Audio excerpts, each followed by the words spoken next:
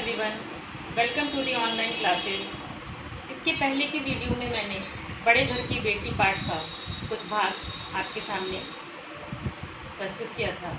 आज उसका अंतिम भाग की व्याख्या करेंगे और इसके साथ ही बड़े घर की बेटी पाठ संपूर्ण हो जाएगा।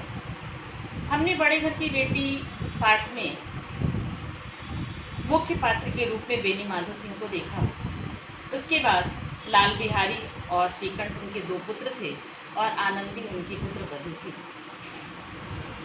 श्रीकंठ बीए पास और शहर के एक दफ्तर में नौकरी करते थे, जबकि लाल बिहारी घर पे ही रहता, एक सजीला नौजवान था, घर पे ही रहता और पहलवानी जैसे कभी कभी गांव में होने वाले कुश्ती के हिस्से में भाग लेता। आनंदी एक बहुत बड़े परिवार की लड़की थी और काफ़ी ऐशो आराम में पली थी, पर यहाँ पे आके श्रीकंठ के घर के साथ उसने बहुत ही सामंजस्य स्थापित किया।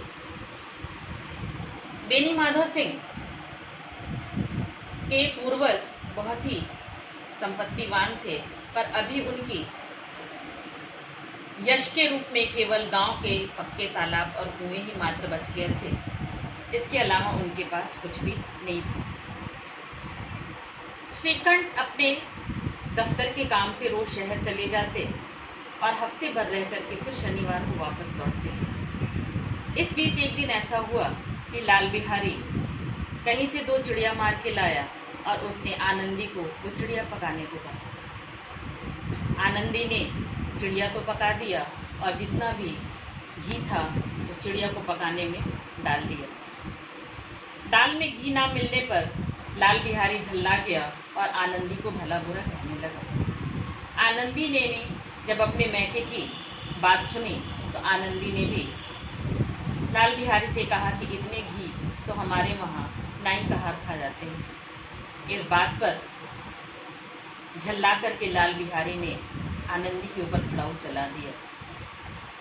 खड़ाऊ चलाने के कारण आनंदी काफ़ी नाराज़ हो गई और जब शनिवार को श्रीकंठ शहर से गांव वापस लौटा तो पिता और पुत्र ने श्रीकंठ से आनंदी की शिकायत की।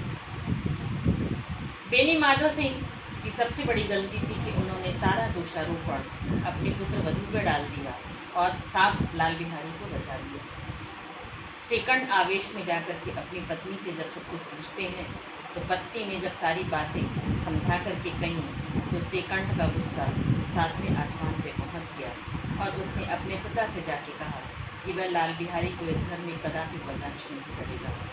अब या तो इस घर में लाल बिहारी रहेगा या तो वह रहेंगे। श्रीकंठ बेनी माधव ने अपने पुत्र को समझाने का बहुत प्रयास किया, लेकिन श्रीकंठ सबसे ज़्यादा नाराज इस बात से था कि जिस घर में स्त्रियों का अपमान होता है, जिस घर में मान सम्मान नहीं होता और ऐसी धृष्टता, उस घर में मैं लाल बिहारी के साथ नहीं रह सकता।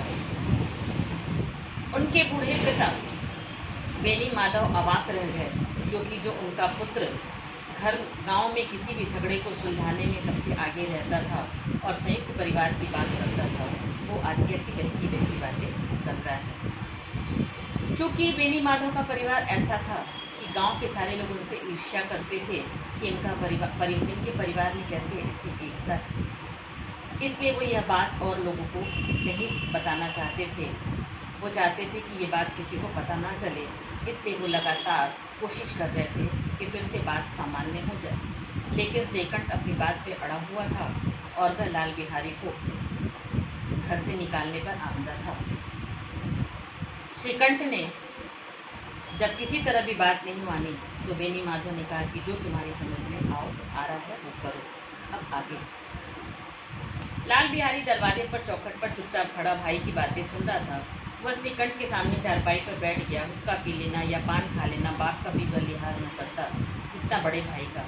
श्रीकंठ का उस पर हार्दिक स्नेह था। अपने होश में उन्होंने कभी घुड़का तक ना था। जब वह इलाहाबाद से आते तो उसके लिए कोई न कोई वस्तु अवश्य लाते। मुगदर की जोड़ी उन्होंने बनवा दी। पिछले साल जब उसने अपने से जोड़े जवान को नागपंचमी के दिन दंगल में पछाड़ दिया तो पुलकित होकर अखाड़े में आकर उसे गले से लगा लिया और 5 रुपए के पैसे लुटाए थे। लाल बिहारी दरवाजे की चौखट पे खड़ा अपने बड़े भाई और पिताजी के बीच की वार्तालाप सुन रहा था और उस समय को याद कर रहा था जब श्रीकंठ उसे बहुत ज़्यादा प्यार करते थे और इलाहाबाद में जब श्रीकंठ पढ़ा करते थे तो वहाँ से जब भी आते लाल बिहारी के लिए कुछ ना कुछ लेके आते। पिछले बार गांव में जब लाल बिहारी ने अपने विरोधी पहलवान को पछाड़ दिया तो वहीं पर आकर के उन्होंने उसे गले लगा लिया और 5 रुपए भी सबके ऊपर लुटाए। अब लाल बिहारी को लग रहा है कि भैया को अचानक से ये क्या हो गया। ऐसे भाई के मुंह से आज हृदय विदारक बात सुनकर लाल बिहारी को बड़ी ग्लानि हुई। वह फूट फूट कर रोने लगा। इसमें संदेह नहीं कि अपने किए पर वह पछता रहा था। भाई के आने के एक दिन पहले उसकी छाती धड़कती थी, देखो भैया क्या करते। लाल बिहारी इस बात को सुनकर के बहुत ज़्यादा दुखी हुआ और उसका हृदय फटा जा रहा था, अर्थात बहुत दुखी हुआ। और जब से आनंदी के साथ उसका विवाद हुआ था तब से वह लगातार सोच रहा था कि मैं भाई को क्या मुँह दिखाऊंगा, मैं उससे क्या कहूँगा। लेकिन वो लगातार यही सोच रहा था कि भैया, उसे ऐसा लगा था कि भाई आएगा तो उसे समझा देगा और सारी बात फिर सामान्य हो जाएगी। लेकिन उसे ये कदापि नहीं पता था कि भाई उसका मुंह देखना स्वीकार नहीं करेगा और इस घर में एक साथ रहने को तैयार नहीं होगा। इसलिए लाल बिहारी बहुत दुखी हो गया और उसने उसके बाद से निर्णय लिया। श्रीकंठ उसे अकेले में बुलाकर 2-4 कड़ी बात कहते, इतना ही नहीं 2-4 तमाचे भी लगाते थे तो कदाचित उसे दुख नहीं होता।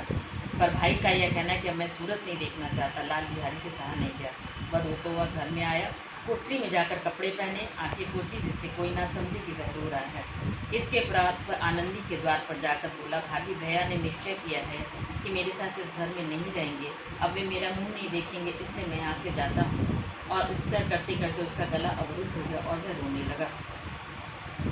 जिस समय लाल बिहारी सिर झुकाए आनंदी के द्वार पर ये बातें कह रहा था तभी उधर से श्रीकंठ तमतमाए हुए निकले, पर उन्होंने लाल बिहारी की बात का कोई जवाब नहीं दिया।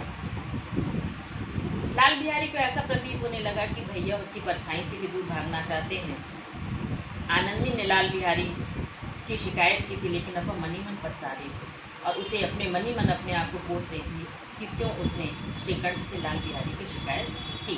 वह बहुत दयालु थी और उसको ये नहीं लग रहा था कि बात इतनी बढ़ जाएगी कि नौबत यहाँ तक आ जाएगी। अब उसने लाल बिहारी को दरवाजे पर खड़े होकर यह कहते सुना कि अब मैं जाता हूँ, मुझसे जो कुछ हुआ क्षमा करना। उसका रहा सहा क्रोध जाता रहा, परंतु और वह रोने लगी। मन का मैल धोने के लिए नयन जल से उपयुक्त और कोई वस्तु नहीं है। ये आनंदी के रोने के संदर्भ में कहा गया है कि आंखों से निकला हुआ जल अर्थात रोने से सारी मन की गंदगी धुल जाती है। श्रीकंठ को देखकर आनंदी ने कहा कि श्री लाल बिहारी बहुत रो रहे हैं तो मैं क्या करूं? भीतर बुला लो, मेरी जीभ में आग लगे, मैंने कहाँ से झगड़ा उठाया। मैं नहीं बुलाऊंगा, पछताओगे, उन्हें बहुत ग्लानि हो गई है, ऐसा ना हो कि वह चल दें। श्रीकंठ ना उठे। इतने में लाल बिहारी ने कहा कि भाभी भैया से मेरा प्रणाम कह देना, हुई मेरा मुंह देखना नहीं चाहते, इसलिए मैं अपना मुंह उन्हें नहीं दिखाऊंगा। लाल बिहारी इतना कहकर लौटकर शीघ्रता से दरवाजे की ओर बढ़ा और अंत में आनंदी कमरे से निकली और उसका हाथ पकड़ लिया। लाल बिहारी ने पीछे मुड़कर कहा कि नहीं भाभी, मुझे जाने दो, कहाँ जा रहे हो? जहाँ कोई मेरा मुंह ना देखे। मैं तुम लोग के साथ रहने योग्य नहीं हूँ, तुम्हें मेरी सौगंध अब एक पल भी आगे ना बढ़ाना। ये आनंदी और लाल बिहारी के बीच में वार्ता हो रही थी। जब तक मुझे यह ना मालूम हो जाए कि भैया का मन मेरी तरफ से साफ हो गया तब तक मैं इस घर में कदापि ना रहूँगा। और लाल बिहारी ने अपने भाई का सम्मान करते हुए भाभी से ये बात कही कि जब तक भैया मुझे माफ़ नहीं कर देंगे तब तक मैं यहाँ नहीं रहूँगा। श्रीकंठ सिंह का हृदय भी पिघला। उन्होंने बाहर आकर लाल बिहारी को गले से लगा लिया और दोनों भाई को कूट कूट कर रोए। लाल बिहारी ने सिसकते हुए कहा कि भैया अब कभी मत ये कहिएगा कि मैं तुम्हारा मुंह देखना नहीं चाहता हूँ, मुझे सबसे ज़्यादा दुख इसी बात का है। श्रीकंठ ने कांपते स्वर में कहा, लल्लू, इन बातों को बिल्कुल भूल जाओ, ईश्वर ने चाहा तो कभी भी ऐसा नहीं आएगा। बेनीमाधव सिंह बाहर से आए। दोनों भाई को गले मिलते देखकर उनकी प्रसन्नता का ठिकाना नहीं रहा और उन्होंने कहा, बड़े घर की बेटियां ऐसी ही होती हैं। और उन्होंने इसका सारा श्रेय अपने पुत्र वधू आनंदी को दिया। बिगड़ता हुआ काम बना लेती हैं।